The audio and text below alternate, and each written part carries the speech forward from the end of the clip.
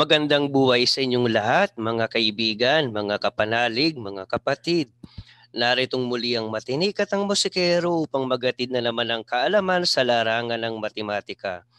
Pero bago po natin simulan ang ating diskusyon, kung maaari lamang, kung pwede lamang po, paki-subscribe naman po ng ating channel, paki-press ng notification bell at ng like nang sa gayon ay lagi po kayong updated sa aming mga videos.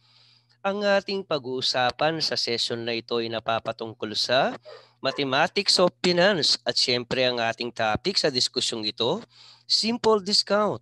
Mathematics of Finance Part 5 bilang karugtong ng ating nakaraang video about Simple Discount. At siyempre ngayon ay maaari na nating simulan ang ating sesyon. Bilang pangalawang halimbawa, ang ating sample problem, Iluminada C. Guzman borrowed from ABC Company with charge bank discount of 12%.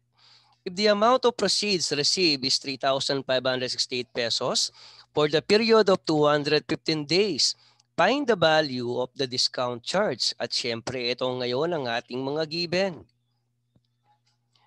Principal o ang tinatawag nating proceeds, 3,568 pesos. Discount rate of 12% or 0.12 at ang ating given time, 215 days na kung saan ay kailangan pa nating i-convert into years. At syempre ito na ngayon ang ating solusyon. I is equal to FDT, direct substitution. I is equal to F times 0.12 times 215 all over 360. At yan ngayon ay ating tatawaging equation number 1. Then for our second formula, proceeds is equal to face value minus simple discount. 3,568 is equal to F minus I. Simplify natin ang ating equation. I is equal to F minus 3,568 bilang equation 2. At ngayon naman, equate equation 1 and equation 2. Ang I ng equation 1 at ang I ng equation 2 ay atin lamang i-equate. So I is equal to I. Then afterward, F times 0.12 times 215 all over 360 is also equal to F minus 3,568. Let us now simplify our equation. 3,568 is equal to F minus F times 0.12 times 215 all over 360. Continuous process pa rin ang ating simplification process. 3,568 is equal to F minus 0.072 of F.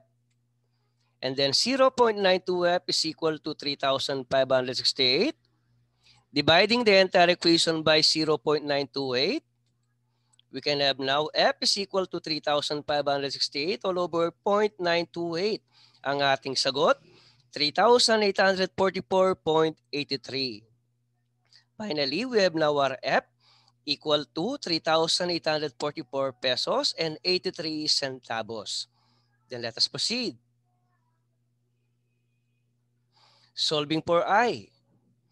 I is equal to F minus P. Face value minus proceeds.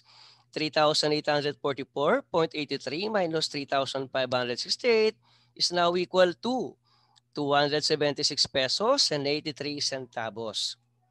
Thus, the value of the discount charge is equal to 276 pesos and 83 centavos. Maraming salamat po. Hanggang sa muli. Papuri sa Diyos magpakailanman. Mabuhay ang bawat kabataang Pilipino. Maraming salamat po.